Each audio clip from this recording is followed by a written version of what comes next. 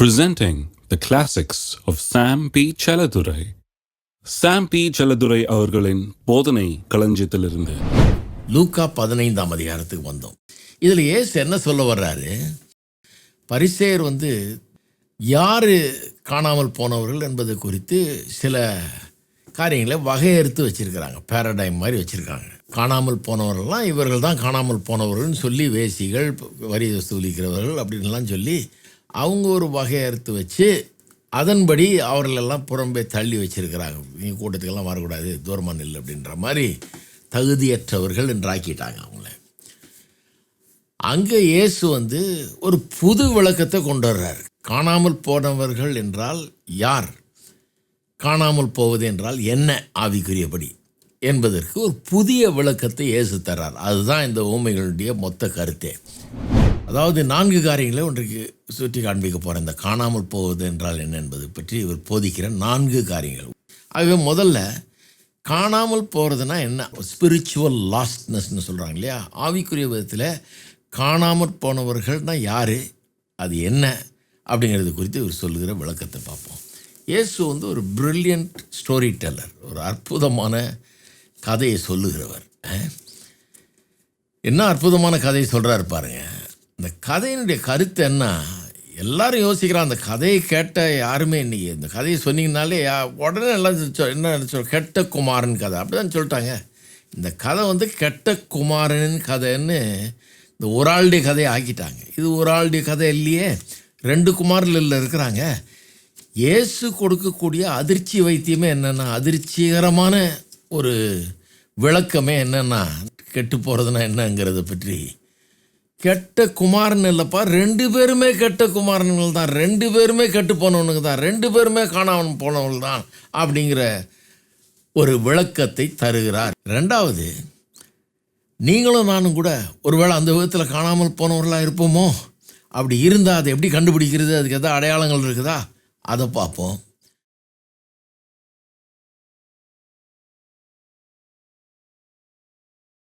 மூணாவது, நாம் அப்படிப்பட்ட ஒரு கண்டிஷனில் இருந்தால் அதை எப்படி சரி பண்ணுறதுன்றதை பற்றி ஒரு வார்த்தை சொல்ல விரும்புகிறேன். அதாவது நம்ம இப்போ மூத்த சகோதரரை பற்றி பேசிகிட்டு இருக்கோம். அதுக்குன்னு நீங்கள் போயிட்டு ஊரெல்லாம் போயிட்டு இப்படியே பார்த்துட்டு, இதோ ஒரு மூத்த சகோதரர் போகிறாரு, அதோ ஒருத்தர் போகிறாரு, இது மூத்த சகோதரன் சபை, அப்படிலாம் பேசவே கூடாது. பாருங்கள், தப்பு அது. அப்படி பேச சொல்ல ஆண்டவர், அப்படி செய்ய சொல்ல. மெயினாக எதுக்கு யார் மூத்த சகோதரன்றது அடையாளம் கண்டுபிடிக்கிறத பற்றி பேசணுன்னா, நமக்கு அந்த நிலைமை வந்துடக்கூடாது. நாம் ஒருவேளை மூத்த சகோதரன் ஆயிட்டோம்னா நம்ம திருத்திக்கணும்னு சொல்லி தான் அதை பேசணும். மற்றவங்கள பார்த்து நீ மூத்த சகோதரன், அவன் மூத்த சகோதரன் சொல்கிறதுக்காகல. அவங்கள பார்த்து நாம் கற்றுக்கணும், அப்பா அப்படி ஆகக்கூடாது அப்படின்னு நம்ம மனசில் வச்சுக்கணும். மொழி அவங்கள்ட்ட போய் சுட்டி காமிச்சு அப்படி சொல்கிறது தப்பு. எல்லா சபைகள்லேயும் கர்த்தருடைய வார்த்தையும் சுவிசேஷத்தையும் விசுவாசிக்கிற விசுவாசிகள் இருக்கிறாங்க, நல்ல விசுவாசிகள் இருக்கிறாங்க. அதனால் இதெல்லாம் ஒன்றும் புரிஞ்சுக்காமல் சும்மா ஜென்ரலாக போய் எல்லாரையும் மூத்த சகோதரன் அப்படின்னு குற்றஞ்சாட்டுகிறது, பேசுகிறதெல்லாம் தவறு. அப்படி பேச சொல்லலை நம்ம. அப்போ என்ன தான் பண்ணுறது? எப்படி இந்த சூழ்நிலை மாறும்? எப்படி இந்த மூத்த சகோதரர்லாம் மாறுவாங்க? எப்படி மாறுவாங்கன்னா, இப்படி பேசக்கூடாது, குற்றஞ்சாட்டக்கூடாது. பாருங்கள், குற்றஞ்சாட்டாமல் என்ன பண்ணணும்? நாம் இந்த கிருபையை குறித்த சுவிசேஷத்தை அறிவிக்கணும். இப்போ நம்ம பிரசங்கம் பண்ணிகிட்டு இருக்கோம், அது மாதிரி பிரசங்கம் பண்ணணும். ஜனங்களுக்கு அது வித்தியாசம் தெரிகிற மாதிரி பிரசங்கம் பண்ணணும். இந்த கிருபையை குறித்து மேன்மை பாராட்டி பிரசங்கம் பண்ணணும். கிருபையை முன்னால் ஜனங்களுக்கு முன்னால் வைக்கணும். வைக்கும்போது பாருங்கள், என்னைக்காவது ஒரு நாள் ஜனங்கள் விழிப்படைவார்கள். அதனால தான் பிரசங்கம் பண்ணிகிட்டு இருக்கேன், இத்தனை வாரமாக பிரசங்கம் பண்ணுறேன். விழிப்புணர்வு வரும், விழிச்சுக்குவாங்க. என்ன நம்ம எப்படி இருக்கிறோமே, நம்ம ஜபமே நமக்கு ஒரு பெரிய பாரமாக இருக்குது, பைபிள் வாசிக்கிறது ஒரு பெரிய பாரமாக இருக்குது. வாசித்து தொலைஞ்சா போதும் அப்படின்னு வாசிக்கிறோம். நம்ம ஏதோ கடகடன்னு ஏதோ கடமைக்காக வாசிக்கிறோம். அப்படிலாம் பண்ணக்கூடாது. ஏன் நம்ம சந்தோஷமாக அதை செய்ய மாட்டேங்கிறோம்? ஏன் நமக்குள்ள ஒரு சந்தோஷம் இல்லை? ஏன் ஜபத்தில் ஒரு சந்தோஷம் இல்லை? ஆவிக்குரிய ஜீவியத்தில் ஒரு சந்தோஷம் இல்லை? ஏன் மற்றவனை பார்த்து இவ்வளோ கிரிட்டிசைஸ் பண்ணுறோம்? ஏன் மற்றவனை பார்த்து இவ்வளோ மோசமாக பேசுகிறோம்? இவ்வளோ கடுமையான வார்த்தைகளை பயன்படுத்துகிறோம்? எவ்வளோ கடுமையான விமர்சனங்களை வைக்கிறோம்? ஏன் அப்படி நாம் இருக்கிறோம் அப்படிங்கிற ஒரு இது வந்துடும் பாருங்கள். கிருபை, வார்த்தைகள் கிருபையால் நிறைந்ததாக இருக்கணும் தான் சொல்கிறார் பவுல். வார்த்தையே கிருபையால் நிறைந்ததாக இருக்க வேண்டும். அப்போ வசனத்தை கேட்க கேட்க அப்படியே வந்துடும். இப்போ நான்லாம் கூட பாருங்கள், கர்த்தருடைய வார்த்தையை கேட்க கேட்க தான் நானும் ஒரு மாதிரி பின்னணியில் இருந்தால் வந்தேன். ஆனால் வசனத்தை கேட்க கேட்க, இந்த கிருபையை பற்றி கேட்க கேட்க கேட்க எனக்கு தெளிவு உண்டாச்சு. நான் செல்கிற பாதை சரி கிடையாது, இதுதான் கரெக்டு, இப்படி தான் மாறணும், நான் இப்படி வந்துடணும், இந்த பக்கம் மூத்த சவரன மாதிரி இருக்கக்கூடாது, இந்த மாதிரி வந்துடணும். கிருபை மேன்மையை நான் புரிந்து கொள்ள ஆரம்பித்தேன். அப்படித்தான் மற்றவர்களும் புரிந்து கொள்வார்கள். பாருங்கள், மற்றவர்களும் உணர ஆரம்பிப்பாங்க. கடமையாக நம்ம செய்கிறோம், சந்தோஷம் இல்லாமல் செய்கிறோம், ஆவிக்குரிய ஜீவியம் சரியா இல்லைங்கிறத அவர்கள் உணர ஆரம்பிப்பாங்க. அது எப்படி நடக்குதுன்றதை கொஞ்சம் பாருங்கள். இந்த கதையில் கடைசியில் ரொம்ப அற்புதமான ஒரு காட்சி என்னென்னா, இந்த தகப்பன் போய் அந்த மூத்த குமாரன்ட்ட பேசுகிறார். நம்ம நினச்சிட்டு இருக்கோம் அந்த கதையில் தகப்பன் மூத்த குமாரன்ட்ட பேசுகிறாரு. உண்மையாக அந்த கதையை சொல்கிற இயேசு பரிசேயர் வேதபாரகர்கிட்ட பேசுகிறார். அவருடைய சத்துருக்கள் அவர்கள், அவரை சிலுவையில் அறைய போகிறவர்கள்னு கொஞ்ச நாளில் அவர்கள்ட்ட பேசுகிறார். அவரை வெறுக்கிறவர்கள்ட்ட பேசுகிறார். அவர்கிட்ட தப்பு கண்டுபிடிக்கிறதுக்குன்னே கூட்டத்துக்கு வர்றவன் அவர்களை பார்த்து பேசுகிறார். தகப்பன் மகனிடத்தில் மூத்த குமார்கிட்ட பேசுகிற மாதிரி கதையை சொல்கிறாரு. ஆனால் உண்மையாக பார்க்க போனீங்கன்னா, இயேசு தன்னை எதிர்க்கிற, தனக்கு விரோதிகளாக இருக்கிற, சிலுவையில் அறையப் போகிறவரிடத்தில் பேசி கொண்டிருக்கிறார். எப்படி பேசுகிறார் பாருங்கள். நீங்கள்லாம் ராஸ்கலுங்க, பொல்லாதவனுங்க, கேளுங்கடா அப்படின்னு அப்படி பேசலை அவர். எப்படி பேசுகிறார் பாருங்க. மகனே, நீ எப்போதும் என்னோடு கூட இருக்கிறாய், எனக்குள்ளதெல்லாம் உன்னுடையதாக இருக்கிறது. அப்படின்னு அர்த்தம். அப்பா, நீ நல்லவன், கடினமாக உழைக்கிற, ரொம்ப முயற்சி எடுக்கிற, ரொம்ப நல்லவனாக இருக்கிற, கீழ்ப்படுகிற, அதெல்லாம் நான் பாராட்டுறேன், உண்மைதான். ஆனால் கவனி, உனக்கு ஒரு காரியம் விளங்கலை. யார்கிட்ட பேசுகிறாரு? இயேசு பரிசேயர்கிட்ட பேசுகிறாரு. கதையில் தகப்பன் மூத்த குமாரன்ட்ட பேசுகிற மாதிரி வருது. கவனிங்க, இயேசு பரிசேயர்கிட்ட பேசுகிறாரு. உனக்கு ஒன்று விளங்கலைப்பா, பிதாவுடைய உள்ளம் விளங்கலை. பிதாவுடைய உள்ளம் விளங்குச்சுன்னா இந்த வேசிகளும் வரி வசூலிக்கிறவர்களும் கூட்டத்தில் முன் வரிசையில் உட்காந்ததுக்கு நீ முறுமுறுப்பியா? இந்த மாதிரி முறுமுறுத்துக்கிட்டு இருப்பியா?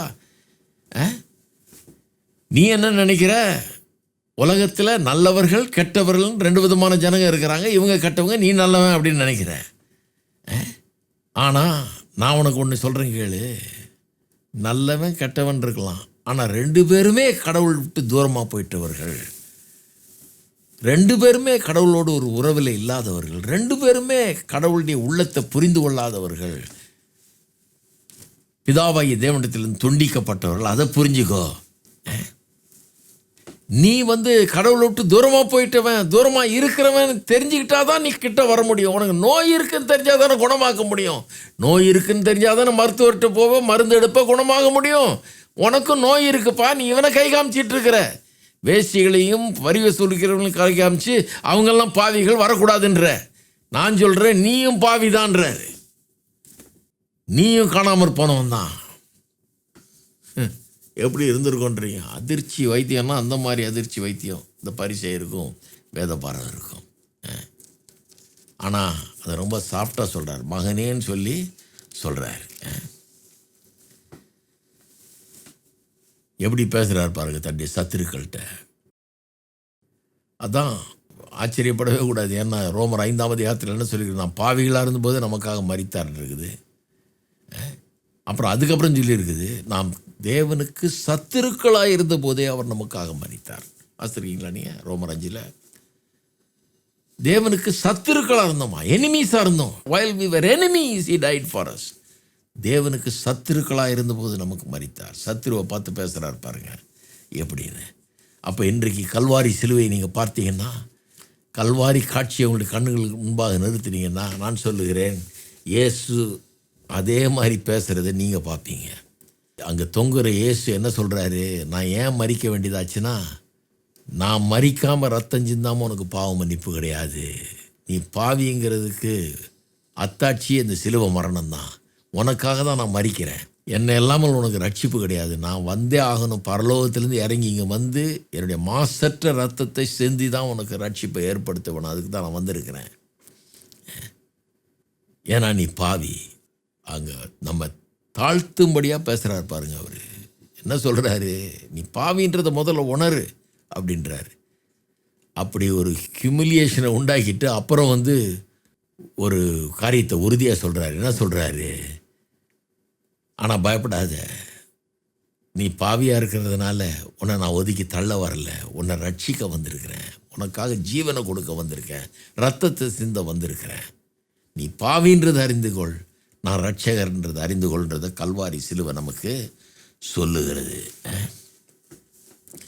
இதை பார்த்த உடனே நம்முடைய அந்த மூத்த சகோதரன் புத்தி போயிடும் பாருங்க நமக்கு. ஏன்னா நாம் எல்லாரும் பரலோக பிதாவுக்கு முன்பாக பாவிகளாக இருக்கிறோம். நம்ம எல்லாரும் குறைப்பட்டவர்களாக இருக்கிறோம். ஆகவே நாம் இன்னொருத்தரை பார்த்து இவன் பாவி அவன் பாவின்னு சொல்ல வேண்டிய இதே கிடையவே கிடையாது. இந்த பரிசேயருக்கும் வேதபாரருக்கும் அதை போதிக்கிறார். அவருடைய கல்வாரி சிலுவை நமக்கு அந்த மூத்த சகோதரனுடைய அந்த மனப்பான்மையிலிருந்து விடுதலையை கொண்டு வருகிறது. என்றைக்கு அந்த கல்வாரி சிலுவையில் என்ன நடந்தது, ஏன் மரித்தார், ஏன் ரத்தம் சிந்தினார், வெறும் அந்த பாவிகளுக்காகவா? இல்லை, நானும் பாவி அதனால தான் சிந்தினாருன்னு தெரிய வரும்போது என்ன ரட்சிக்கும்படியாதான், உலகத்தில் இருக்கிற அத்தனை பேரை ரட்சிக்கும்படியா, எல்லா மனுவர்க்கத்தை அத்தனை பேருக்காகவும் சிந்தினார் அப்படின்னு தெரிய வரும்போது மெய்யாகவே நம்முடைய வாழ்க்கையில் நாம் மாறிடுறோம். நாம் நம்மளை பெரிய யோகியன்னு மற்றவர்களை பாவின்னு பேச வரவே வராது பாருங்கள். ஏன்னா ஒன்று புரிஞ்சுக்கிட்டோம், நமக்காக இயேசு மரிச்சார்னா அப்போ நம்ம யார்? நமக்கும் பாவம் மன்னிப்பு அவசியமாக இருந்ததுனால தான் மற்றவர்களை பார்த்து அப்படி நாம் நினைக்கிறதும் கிடையாது, பேசுகிறதும் கிடையாது. சரி, நம்முடைய வாழ்க்கைக்கு இந்த சத்தியம் எப்படி பொருந்துகிறது, நம்முடைய சபை வாழ்வுக்கு எப்படி பொருந்துகிறது, சபையில் இருக்கிறவங்களுக்கு சொல்கிறேன், நம்முடைய சபை வாழ்வுக்கு எப்படி பொருந்துகிறது. அதாவது இந்த கதையில் வர்ற காரியமே என்னென்னா, பரிசேயர் இந்த வேசிகள் மற்றும் பாவிகள்னு சொல்லப்படுகிற வேசிகள், வரி வசூலிகள், இவர்களோட எதுவும் வச்சுக்கூடாது, ஒட்ட உறவு வச்சுக்கூடாது, அவர்களோட சாப்பிடக்கூடாது. ஏன்னா சாப்பிட்டா பெரிய குற்றம் அது. ஏன்னா உறவு வச்சுக்கிறதுக்கு சமானம். அந்த காலத்தில் வெறும் உட்காந்து சாப்பிட்றது வெறும் சாப்பிட்றது இல்லை, அவர்களோட உறவு வச்சுக்கிறோன்னு அர்த்தம். அதனால தான் இயேசுவை குற்றஞ்சாட்டு, இவர் பாவிகளோடு சாப்பிட்றாரு அப்படின்னு. அப்போ இயேசு உறவு வைத்துக்கொள்ள விரும்புகிறார், அவர்களோட உறவுக்கு அழைக்கிறார் அவர்களை சாப்பிட்றதன் மூலமாக. என்ன அன்பு பாருங்கள் அவருக்கு.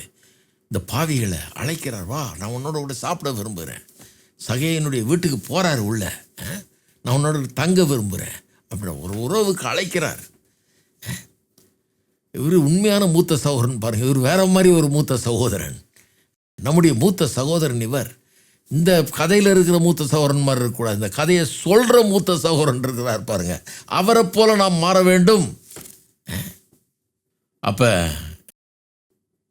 சபையாருக்கு நான் சொல்லுகிறேன், சபையில் இருக்கிற நாம்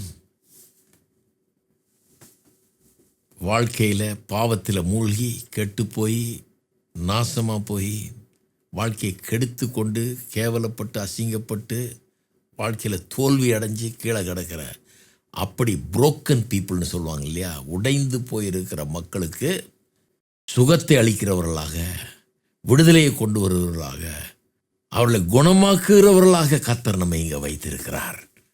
நம்முடைய வார்த்தைகள் அவர்களுக்கு மருந்தை போல இருக்க வேண்டும். நம்முடைய வார்த்தைகள் அவர்களை தேற்ற வேண்டும், மாற்ற வேண்டும், பலப்படுத்த வேண்டும், அவர்களை தூக்கி எடுக்க வேண்டும். அவன் கந்த குலமாக வந்திருக்கான் இளையகுமாரன். இவன் மூக்கை தூக்கி வச்சுட்டு பேசுகிறான். ஏன்னா இவன் நல்லா இருக்கான், அவன் ஒன்றும் இல்லாமல் ஆயிட்டான். இன்றைக்கி எத்தனையோ பேர் பாவத்தால் கெட்டு எல்லாத்தையும் சீரழிஞ்சு எல்லாத்தையும் இழந்து வர்றாங்க. நான் எதுக்கு செழிப்பை பற்றிலாம் போதிக்கிறேன், ஏன் மனம் புதிதாகிறத பற்றி போதிக்கிறேன். இதெல்லாம் ஏன் போதிக்கிறேன்னா, அவர்கள் புது பொலிவை பெற வேணும், வாழ்க்கையில் முன்னேற்றம் அடைய வேண்டும், இந்த தாழ்வான நிலையிலிருந்து மேலே ஏறி வரணும்.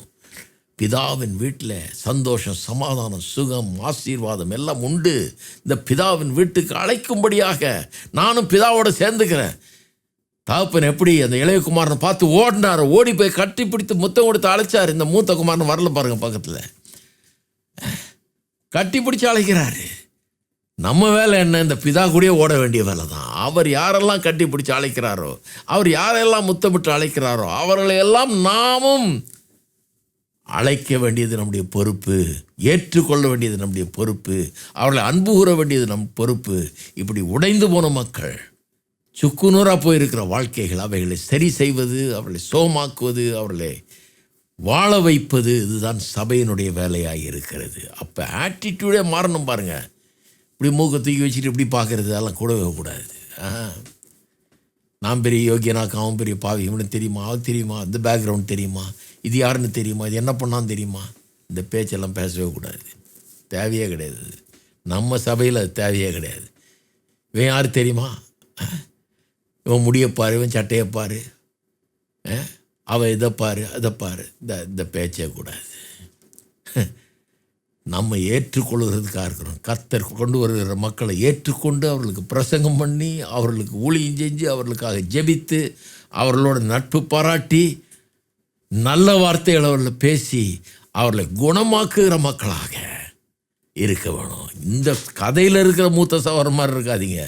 கதையை சொல்கிற மூத்த சகோதரன் மாதிரி, ஜீவனை கொடுத்த மூத்த சகோதரன் மாதிரி, ரத்தத்தை சிந்தனை மூத்த சகோதரன் மாதிரி, அன்பு காட்டுகிற மூத்த சகோதரராய் நீங்களும் நானும் இருக்க வேண்டும் என்பதுதான் தேவனுடைய விருப்பம்.